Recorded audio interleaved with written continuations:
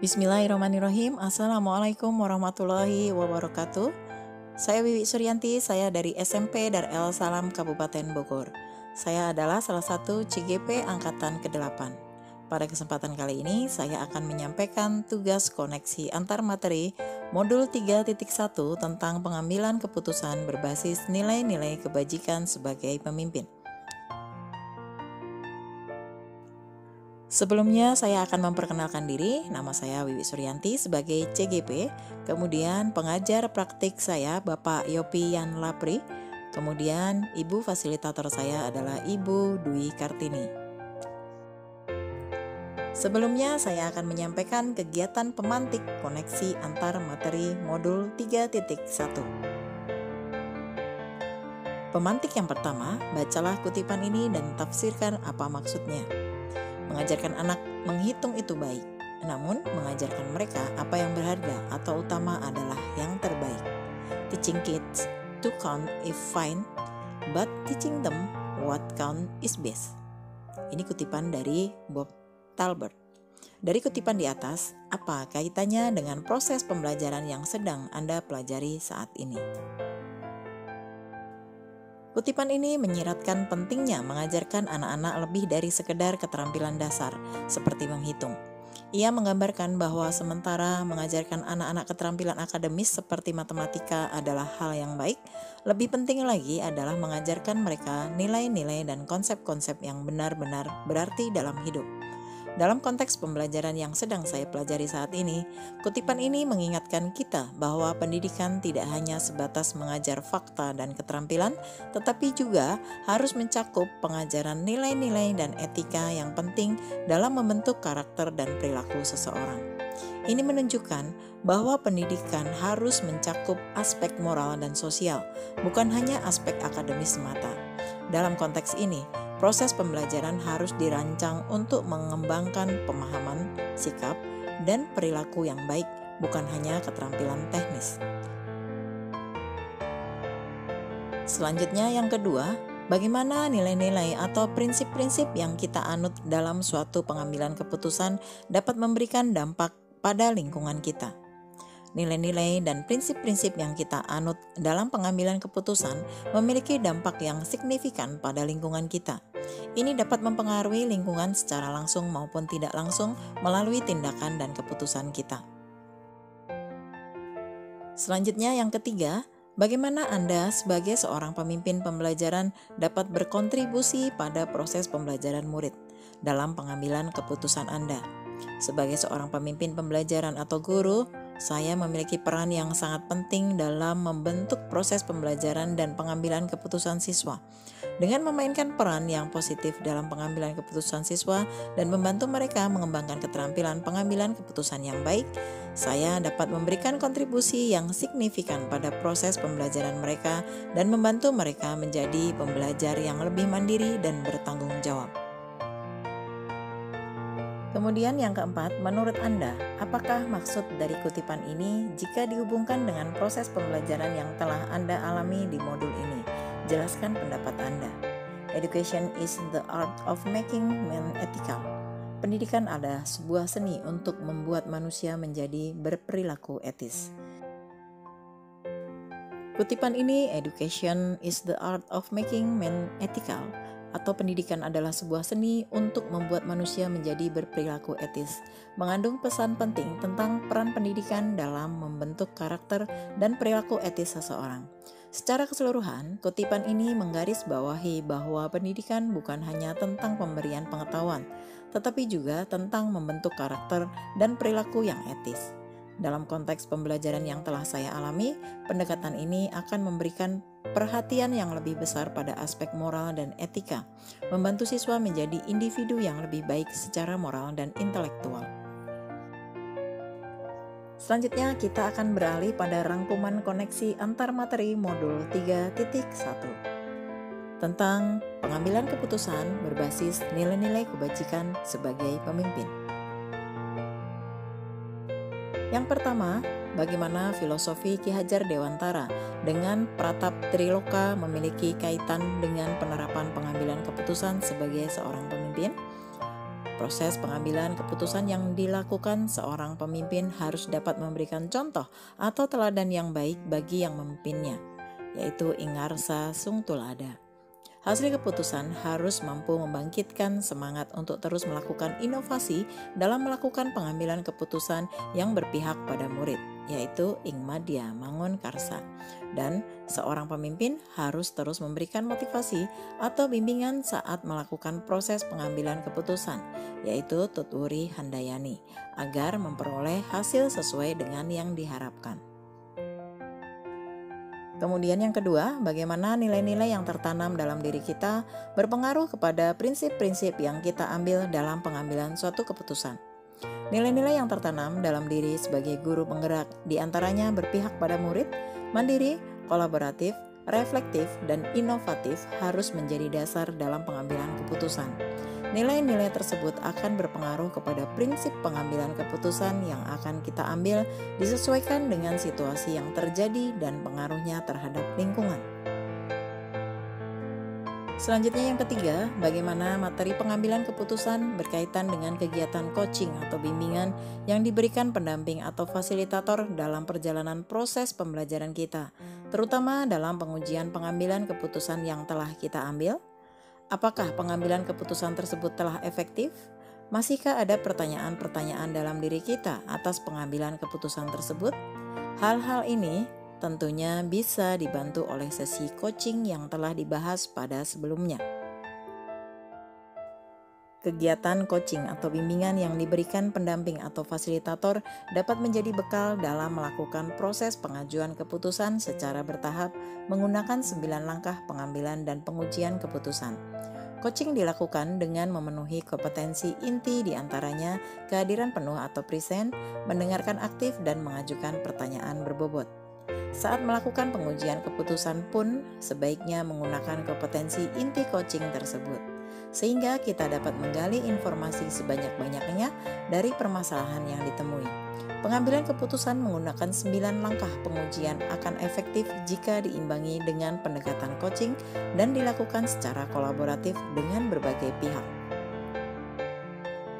Kemudian yang keempat, bagaimana kemampuan guru dalam mengelola dan menyadari aspek sosial emosionalnya akan berpengaruh terhadap pengambilan suatu keputusan, khususnya masalah dilema etika. Guru yang memiliki kemampuan dalam mengelola dan menyadari aspek sosial emosionalnya akan memiliki kesadaran diri untuk memahami perasaan, emosi, dan nilai diri sendiri, memiliki manajemen diri sehingga mampu mengelola emosi dan perilaku, memiliki kesadaran sosial sehingga mampu memahami sudut pandang dan dapat berempati dengan orang lain, memiliki keterampilan berelasi sehingga dapat berkomunikasi dengan lebih efektif dan dapat mengambil keputusan yang bertanggung jawab. Masalah yang terkait dilema etika akan diselesaikan dengan kepala dingin dan hati yang tenang sehingga pengambilan keputusan dapat berjalan sesuai dengan langkah yang sistematis. Yang kelima, bagaimana pembahasan studi kasus yang fokus pada masalah moral atau etika kembali kepada nilai-nilai yang dianut seorang pendidik. Studi kasus yang berkaitan dengan moral atau etika harus didasari dengan nilai-nilai yang dianut seorang pendidik berupa nilai-nilai kebajikan yang bersifat universal diantaranya keadilan, keselamatan, tanggung jawab, kejujuran, rasa jujur, lurus hati, dan lain sebagainya. Dilema etika harus dianalisis menggunakan paradigma, prinsip, dan 9 langkah pengujian dan pengambilan keputusan dengan didasari dengan nilai-nilai kebajikan tersebut. Kemudian yang keenam, bagaimana pengambilan keputusan yang tepat tentunya berdampak pada terciptanya lingkungan yang positif, kondusif, aman, dan nyaman. Pengambilan keputusan yang tepat harus dilakukan dengan cara yang tepat pula, disesuaikan dengan situasi yang terjadi dengan berlandaskan nilai-nilai kebajikan universal.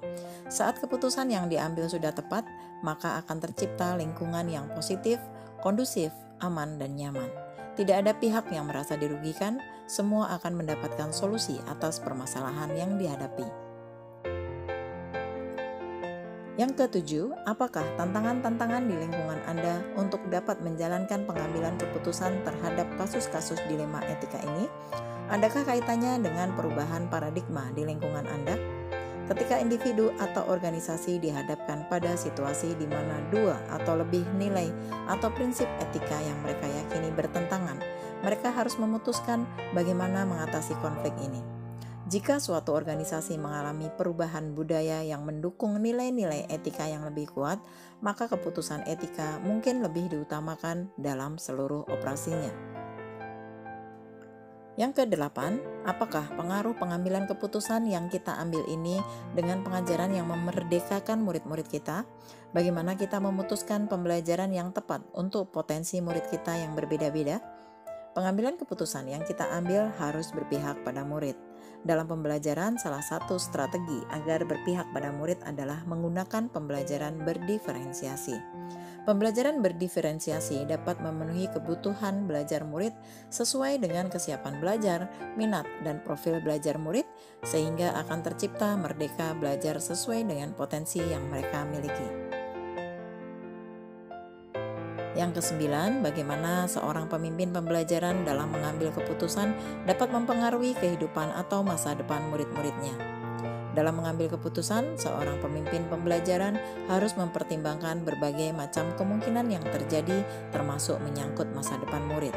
Oleh karena itu, perlu kehati-hatian dalam mengambil keputusan dengan melakukan pengujian sesuai dengan langkah-langkah yang sistematis, disesuaikan dengan paradigma dan prinsip yang tepat. Selanjutnya yang ke-10, apakah kesimpulan akhir yang dapat Anda tarik dari pembelajaran modul materi ini dan keterkaitannya dengan modul-modul sebelumnya? Pengambilan keputusan haruslah dijiwai dengan filosofi Ki Hajar Dewantara, berpegang teguh pada nilai guru penggerak, salah satunya berpihak pada murid dengan berlandaskan nilai-nilai kebajikan universal. Keputusan yang diambil harus mempertimbangkan berbagai hal termasuk masa depan murid. Pengambilan keputusan berpengaruh pada pengajaran yang memerdekakan murid karena disesuaikan dengan potensinya masing-masing. Seorang pemimpin haruslah memiliki kompetensi sosial dan emosional agar dapat mengambil keputusan dengan penuh kesadaran diri, mampu mengelola emosi dan mengambil keputusan yang bertanggung jawab. Saat proses pengujian keputusan diperlukan teknik coaching agar dapat menggali informasi sebanyak-banyaknya untuk mengambil keputusan. Kemudian yang ke-11, sejauh mana pemahaman Anda tentang konsep-konsep yang telah Anda pelajari di modul ini, yaitu dilema etika dan bujukan moral, 4 paradigma pengambilan keputusan, 3 prinsip pengambilan keputusan, dan 9 langkah pengambilan dan pengujian keputusan. Adakah hal-hal yang menurut Anda di luar dugaan? Yang pertama, perbedaan mendasar antara dilema etika dan bujukan moral dapat dilihat dari kedua pilihan kasusnya. Jika kedua pilihan sama-sama benar, maka termasuk ke dalam dilema etika. Namun jika salah satu benar dan yang lain salah, maka termasuk ke dalam bujukan moral. Kemudian yang kedua, terdapat 4 paradigma dilema etika, antara lain individu lawan kelompok, rasa keadilan lawan kasihan, kebenaran lawan kesetiaan, dan jangka pendek lawan jangka panjang. Kemudian yang ketiga, terdapat 3 prinsip dalam pengambilan keputusan, yaitu berpikir berbasis hasil akhir, berpikir berbasis peraturan, dan berpikir berbasis rasa peduli. Yang keempat, 9 langkah pengambilan keputusan diantaranya mengenali nilai yang bertentangan, menentukan siapa yang terlibat, mengumpulkan fakta yang relevan, pengujian benar atau salah, pengujian paradigma benar lawan benar, melakukan prinsip resolusi, investigasi opsi trilema, membuat keputusan, lihat lagi keputusan dan refleksikan. Kemudian yang kelima, hal yang di luar dugaan adalah dalam melakukan pengambilan keputusan memiliki keterkaitan dengan modul lain yang telah dipelajari. Selanjutnya yang ke-12, sebelum mempelajari modul ini, pernahkah Anda menerapkan pengambilan keputusan sebagai pemimpin dalam situasi moral dilema? Bila mana pernah, apa bedanya dengan apa yang Anda pelajari di modul ini? Sebelum mempelajari modul ini, saya pernah melakukan pengambilan keputusan. Namun sebelumnya saya tidak mengetahui adanya tahapan dalam pengujian dan pengambilan keputusan, sehingga keputusan langsung diambil tanpa mempertimbangkan hal-hal lain yang mungkin terjadi. Saat mempelajari modul ini, ternyata sebelum mengambil keputusan perlu adanya penentuan paradigma, prinsip, dan menjalankan 9 langkah pengujian dan pengambilan keputusan terlebih dahulu, dengan dasar nilai-nilai kebajikan, berpihak pada murid, dan bertanggung jawab. Yang ke-13, bagaimana dampak mempelajari konsep ini buat Anda? Perubahan apa yang terjadi pada cara Anda dalam mengambil keputusan sebelum dan sesudah mengikuti pembelajaran modul ini? Mempelajari konsep ini sangat berdampak besar bagi saya, terutama berkaitan dengan cara mengambil keputusan yang sebelumnya tidak menggunakan langkah-langkah apapun. Sekarang, setelah mempelajari modul ini, perlu adanya pemilihan paradigma yang tepat, prinsip yang disesuaikan, dan melakukan 9 langkah pengujian dan pengambilan keputusan dengan sistematis.